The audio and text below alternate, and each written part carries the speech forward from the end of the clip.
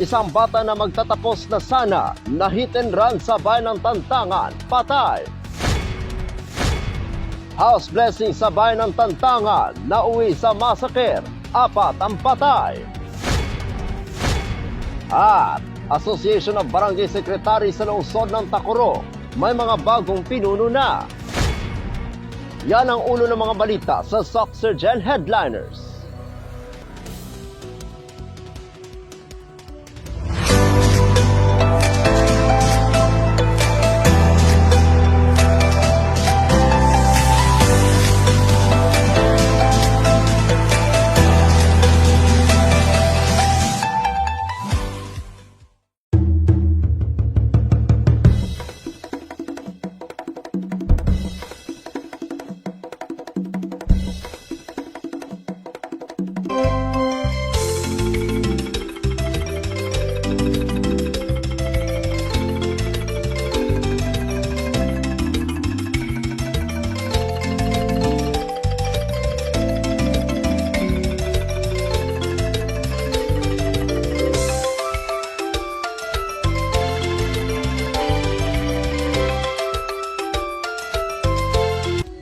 Magandang araw, South Central Mindanao. Narito na ang mga pangunahing balita sa Soxergen Headliners ngayong Mayo 27, taon 2024.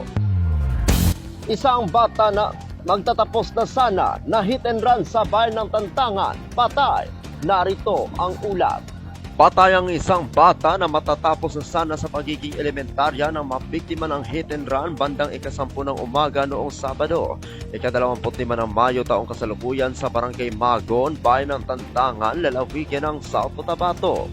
Kinilala ang biktima na si Kirk Lowe Billones na nasa ika-6 na baitang na nag-aaral sa Magon Elementary School at naninirahan sa nasabing bayan. Ayon sa pamilya, nasa gilid ng daan ang bata dahil tinawag siya ng kanyang ama para bigyan ng pera, ngunit habang kumukuha ito sa wallet ay biglang nabanggan ng humaharurot na pick-up truck si Kurt. Ngunit imbes na huminto ang nakabanggang sasakyan ay mabilis pa itong tumakas papunta sa direksyon ng lungsod ng Tacoro. Agad namang isinugod sa paggamutan ng bata ngunit binawian pa rin ang buhay, habang ang ama nito ay nagtamo ng sugat sa paa matapos mabangga rin ng sasakyan. Kahapon, ika-26 ng Mayo taong kasalukuyan ay nailibing na ang bata ng biktima ng hit and run. Napag-alaman na matatapos na sana sa elementarya si Kirk sa susunod na araw, ika-29 ng Mayo taong kasalukuyan at may honor pa ito.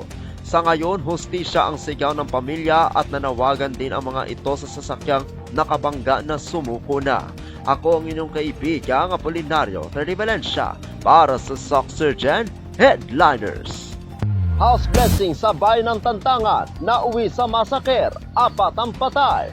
Narito ang ulat.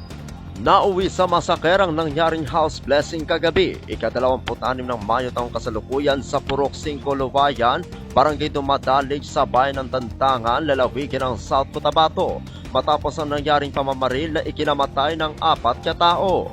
Ayon sa impormasyon mula sa pamilya na may-ari ng bahay, matapos ang house blessing ay nagiinuman na ang mga biktima. Ngunit pagsapit ng ika-10 ng gabi ay dumating ang hindi kilalang suspect na may bitbit na Armalite at biglang pinagbabaril ang kanyang kapatid na si Jerry Yuarata na pinaniniwala ang target.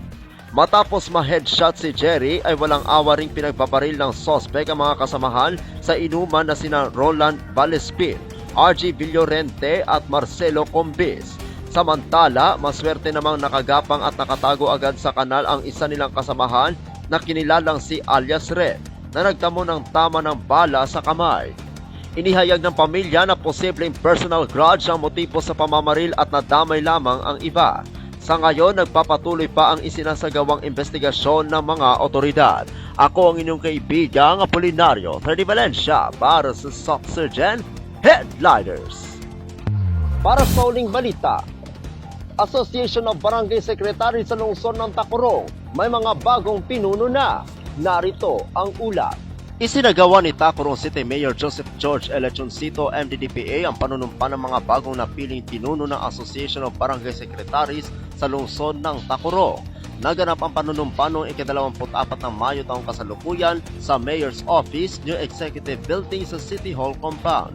Ang mga bago napili na pinuno ay sina Ana V. A. Orsinado ng Barangay Poblasyon bilang Pangulo. Ikadalawang Pangulo naman si Maria Marisa B. Pagayo ng Barangay Nulagaw. Kalihim si Ella May F. Hayag ng Barangay Carmen. Ikadalawang kalihim si Althea Jean J. Robles ng Barangay Lancheta. Treasurer si Arian Joy B. Makasama Poras ng Barangay Tina.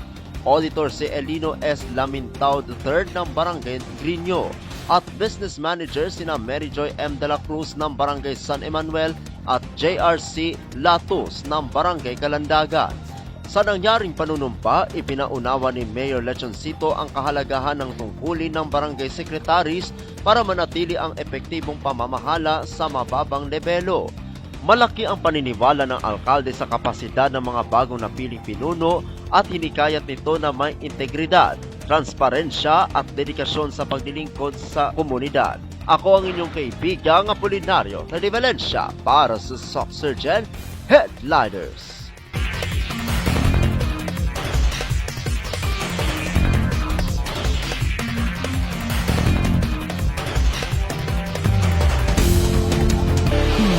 At yan ang kabuuan mga balita sa araw na ito. Mga balitang kailangan ninyong malaman, balitang walang kinakampihan, balitang totoo, balitang may dalang aral at inspirasyon. Ito ang Soxurgen Headliners.